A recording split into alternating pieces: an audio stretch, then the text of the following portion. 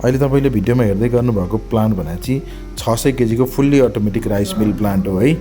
अब यसमा तपाईँले सुरुमा भनेको धान भुइँमा खनाइदिनुहुन्छ, त्यहाँ हामी तपाईँलाई देखाउँछौँ भुइँमा धान यसरी यहाँ खनाइन्छ।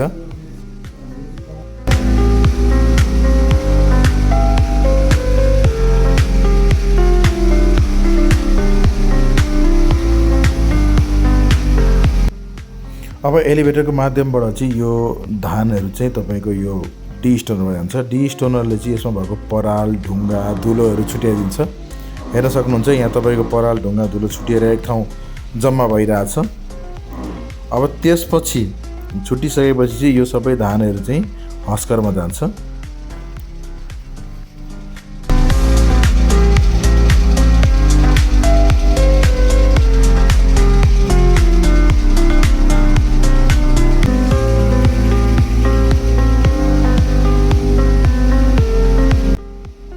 अब हेर्न सक्नुहुन्छ यहाँ हस्करमा चाहिँ धान आइसकेको छ।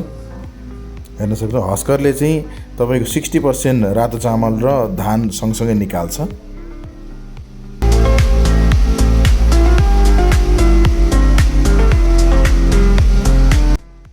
हेर्न सक्नुहुन्छ हस्करले चाहिँ रातो चामल र धान सँगसँगै निकालेको छ। यसरी निकालेको रातो चामल र धान चाहिँ यो प्याडी सेपरेटरमा जान्छ। प्याडी सेपरेटरको काम भने चाहिँ धान र रातो चामललाई छुट्याउने काम गर्छ। धानलाई यसले पुनः हस्करमा पठाउँछ भने रातो चामललाई चाहिँ यसले व्हाइटनरमा पठाउँछ।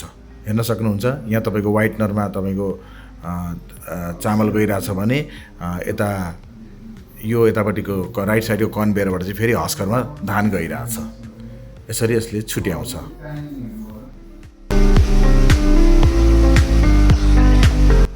अब यता तपाईँको पोलिसरमा अथवा व्हाइटनरमा गएको रातो धानलाई चाहिँ सेतो चामल र ढुट्टो यसरी यसले छुट्याउँछ। हेर्न सक्नुहुन्छ यही रातो चामलहरू यहाँ गएको छ व्हाइटनरमा, यतापट्टि चाहिँ धान गएको छ। हेर्न सक्नुहुन्छ।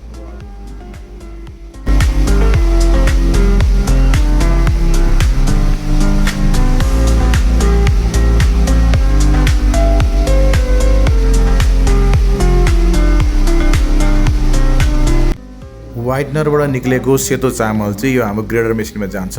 यो ग्रेडर मेसिनले चाहिँ सेतो चामल र कनिका छुट्याउने काम गर्छ। हेर्न सक्नुहुन्छ यसले पनि कन्टिन्यू तपाईँको सेतो चामल आइरहेछ र ग्रेडरले चामल र कनिका चाहिँ यसरी अलग अलग गरेर छुट्याइदिन्छ।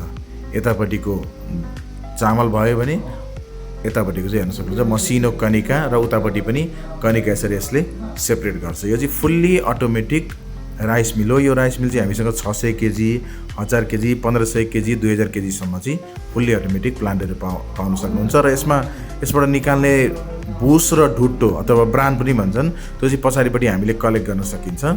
यो मेसिनको बारेमा थप जानकारी चाहिएमा तपाईँहरूले हामीलाई सिधै सम्पर्क गर्न सक्नुहुन्छ। धन्यवाद।